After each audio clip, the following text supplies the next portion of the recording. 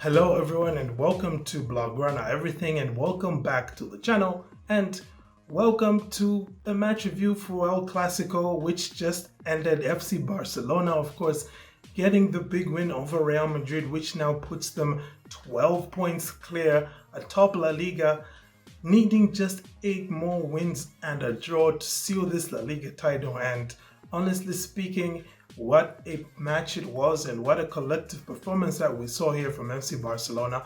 Obviously, there were a few lows in the match, but quite a few highs here. And honestly speaking, I've never watched a match and walked away from it thinking this should have been 5-1 more than it was with this game here, okay? Obviously, Real Madrid fans are going to have their complaints because they did have a goal of theirs chalked off by VAR. But if you look at the replay again, dude was clearly offside, so I don't think that should be any problem. But of course, you know, with the Negreira Gate thing going on, that's going to be an issue. In fact, with this international break that's coming on, I'm going to talk about Negreira Gate. I'm going to make a nice long video kind of essay type thing. So definitely stay tuned to Blaugrana Everything for that. And if you haven't already, then go ahead and hit like and subscribe. This is a match review though. It's going to be a bit different from my typical match reviews simply because, quite honestly, I'm in a celebratory mood right now. You know, I've got a lot of adrenaline pumping through my veins at the moment because that goal by Franck Kessie, oh my gosh, like the biggest moment he's had in his career. Like, yes, I know he was at Milan and did big things there, but okay, forget about that. This is El Clasico. All right, and it was really good to see him finally score his first goal for Barcelona in La Liga, and that it came in such a manner. You know, he did have to wait for his first Clasico goal after, you know, Ansu Fati made that goal line clearance last time at the Bernabeu. Unfortunately for Real Madrid, Fati wasn't there for any last-ditch heroics for them this time around, and Franck Kessie was able to find the back of the net, giving FC Barcelona a huge win. And man, what a performance it was. So we're just going to quickly go through a few talking points that I do have here, because the match today, I thought, first of all, the atmosphere in Camp Nou was just different. It's been a while since I have seen Camp Nou be that charged with so much emotion, and our players really did just feed off of it. Honestly speaking, it looked a lot more like the kind of boost that Liverpool get from Anfield, you know, and we've been on the receiving end of that, so we know what that's like, and that's what it felt like here, even despite the fact that Real Madrid scored completely against the run of play with that deflected on goal by Ronald Araujo, one of the few times that, you know, Vinicius was able to get away from him in this, and, you know, he ended up turning that in. But still, the atmosphere did not change. The Barca fans were in full voice here, starting from the anthem, continuing on even after Real Madrid scored. And when Barcelona grabbed that equalizer just before halftime, you really felt a shift in momentum. Now, this was a game which also saw Barcelona create quite a few chances, and I do have to hold my hands up here and give some credit to Thibaut Courtois. Okay, it's not very often that an opposition goalkeeper comes to Camp Nou and literally outclasses Ter Stegen in terms of making saves. Then again, Ter Stegen didn't really have to make saves here tonight.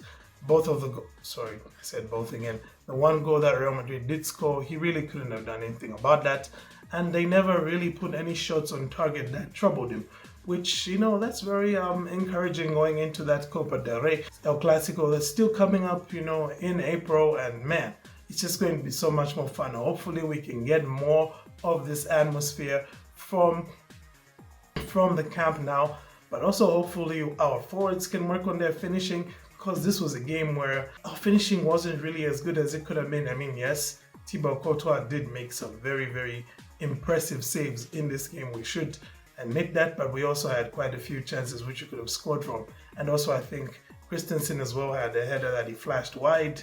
And the same was the case as well for Araujo, who could have gotten on the end of one, and Lewandowski, of course, who went for the acrobatic effort that went just over. So when I say that this game felt like it should have ended 5-1 to me, okay, it's not hyperbole, it is fact. That match should have ended by like 5-1 to FC Barcelona. Away from all of that for a moment, because I just want to take a minute here to shine the light on two players in particular. Two players who I felt the narrative was about once that starting 11 was announced and once the game got going. Okay, those two players are, of course, the two players who also grabbed the FC Barcelona's goals on the night. Okay, I'm talking about Franck Kessie and I'm talking about Sergi Roberto. This was a performance that really came down to these two players. Now, why was it so much of a talking point? Well, we saw how well Franck Kessie played in the last El Clasico, and to see him dropped to the bench for Sergi Roberto to start, it did leave quite a few of us with questions. I mean, I'm not going to hide. I was there like, Roberto? Really? And yeah, really, because sometimes it's easy to forget, but Sergi Roberto in El Clasico is different gravy, okay? This is a guy who knows what he needs to do and knows where he needs to be in El Clasico to be part of some of the most iconic moments that we have seen in El Clasico history. Like, we all remember that 3-2 at the Bernabeu with Messi scoring the late goal. Where did it all start from? Sergi Roberto. The Espanol at the Santiago Bernabeu as well, who was instrumental in most of the goals Barca scored in that game. Again, Sergi Roberto. And we go once again to that 3-1 at the Bernabeu under Valverde. And we see again there Sergi Roberto playing a big hand in what was a good win for FC Barcelona on the day. And this time around, it was the same. Okay, he was where he needed to be to find the finish for that equalizer. And that equalizer coming before halftime was everything FC Barcelona needed, because had that second half begun with Real Madrid still ahead, we all know they would have really tucked in and they would have really locked things down and just started hitting Barcelona on the break. And we know that right now, unlocking deep blocks isn't something that this team can do very well without Pedri on the pitch. Then, of course, we can move on and talk a bit about Franck Kessie, who, like I said, a lot of us thought should have started this game. And, well, you saw from his performance once he came on the pitch that this is why he should have started the game. I mean, he started it off. His first touch, I do remember, was a bit of a poor giveaway. He was a header which he could have headed to one of his teammates, but he just, launched it into the Real Madrid half and we lost it. But from that moment, he was tuned in, and I think from the moment he stepped on the pitch, Tchouaméni didn't really see much joy in that middle area. And of course, we saw the one characteristic thing about Kessie, which is what maybe a lot of us were crying for him to start over Roberto for, were those runs into the opposition box. And he made one of those runs, and he was found, of course, by a Balde cross after some brilliant, honestly, build-up play by Lewandowski, luring Carvajal in, waiting for the overlap. We talk about La Pausa, all right, and we want to see it from our midfielders. When you can see it from your number 9 in such a situation, waiting until the last possible moment, releasing the ball to Balde, leaving him in acres of space, and Balde with a brilliant cutback. That's that Jordi Alba to Lionel Messi cutback that, we saw at the Bernabeu on the 3-2. And this time around, Balde finds Kessie, and Kessie just opens up his body, sidefoots it into the back of the net around Mendy, who was honestly looking lost for the entire time he was on the pitch. And that's how Barcelona got this win, thanks to these two players who stepped up in a big way when our forwards couldn't find those goals. But also, I should give credit to forwards for playing their part in both of those goals. Rafinha did play a big part in Roberto's goal, and of course Lewandowski was the architect really behind Kessie's goal. So just a bit of some fun facts coming from that El Clasico, okay? It's the first time FC Barcelona has won an El Clasico against Real Madrid in La Liga at Camp Nou since 2018-2019. That one was a 5-1 win. Sure, we all remember that. Luis Suarez scoring a hat-trick in that game. And also, another interesting fact from this one is that was FC Barcelona's 100th El Clasico win, which puts them just one behind Real Madrid now. So if Barca wins this next Clasico in the Copa del Rey, they will equal Real Madrid's 101 wins in El Clasico. And honestly speaking, this is what a rivalry should look like. It should be neck and neck when you're looking at those head-to-head stats. And right now, that's exactly what it is.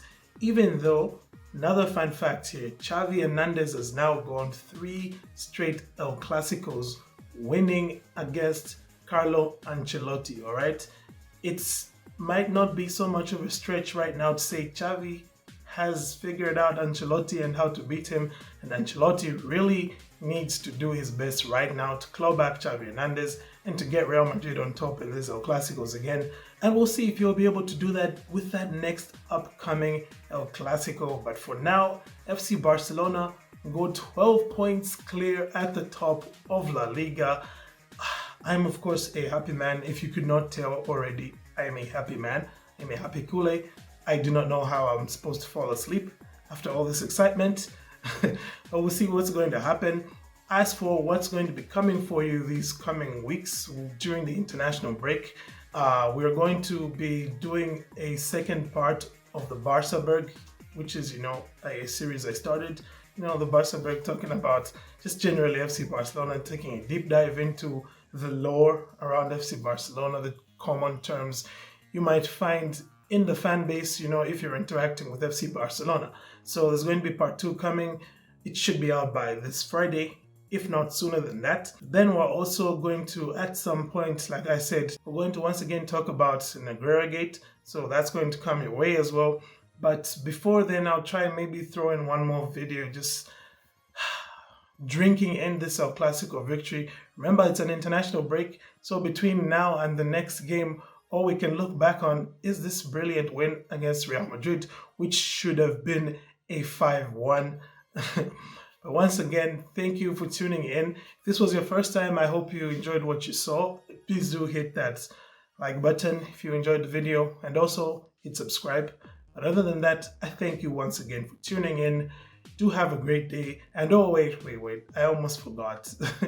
I'm supposed to give a man of the match and team ratings. I'm definitely not going to end this video without giving you my team rating, my manager rating, and the man of the match. So we'll start first with the team rating. And with this one, I give the team an 8.5 out of 10. Maybe even a 9 if you want to go that far. Yeah, you know what? Let's go with it. We're giving them a 9 out of 10 because by and large, we were able to outplay Real Madrid, not only in as far as possession goes, but also in as far as chances created, shots on target, all that kind of stuff, XG, all that good stuff. And we were able to do it by coming from behind, and also we were able to get the win by coming from behind, something which I have in the past said I've not seen Barcelona do in a big game, and I didn't know if this team was capable of it, but they gave us the answer here tonight, coming from a go down to win by 2-1, which should have been 5-1, hence why they can't get the 10 out of 10 rating. As for the manager here, we're going to go with, honestly, for Xavi, it has to be a 10. This was the result that he needed. He controlled the game for portions, though towards the end he did lose control a little bit. It did look a bit concerning. Then he switched things up once again when he brought on Fati, made those subs, and Real Madrid from that point on just couldn't find any sort of rhythm. They couldn't find any sort of way of playing out from the back. And Barcelona really could have scored even more goals towards the end because, like I've already said, it really should have been 5-1. But yeah, that's a 10 out of 10 for Xavi Hernandez. I thought he did once again very well here to outthink Carlo Ancelotti. And you remember, we did say that one of the key battles going into this game was between Xavi and Ancelotti. And Barcelona actually, by and large, probably won all of those key battles except for maybe Courtois versus Ter Stegen, because Courtois just made some really, really good saves. He made a lot of saves. Ter Stegen didn't really need to make saves. But all the other battles, I thought that, Araujo and Vinicius, by the end of the game, Araujo had Vinicius under control. And with the other battles that we picked on, Lewandowski versus Benzema, I think Lewandowski comes out on top because of his contribution leading to that goal by Kessie. Anyhow, we can now go ahead and talk man of the match. And listen, it just has to be that man, Sergi Roberto this time around. I mean, Busquets did look good for some spells in here. Kessie, of course, was also pretty decent. Lewandowski looked sharp, though a lot of players who had good games, Christensen and Koundé as well.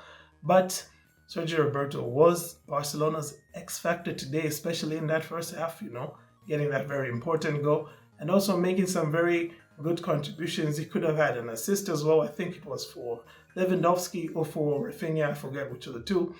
But yeah, brilliant performance overall by Sergi Roberto, and he is the blogger and everything man of the match. So yeah, that is that, ladies and gentlemen. I thank you once again for tuning in. Do have a great day and Forza Barça.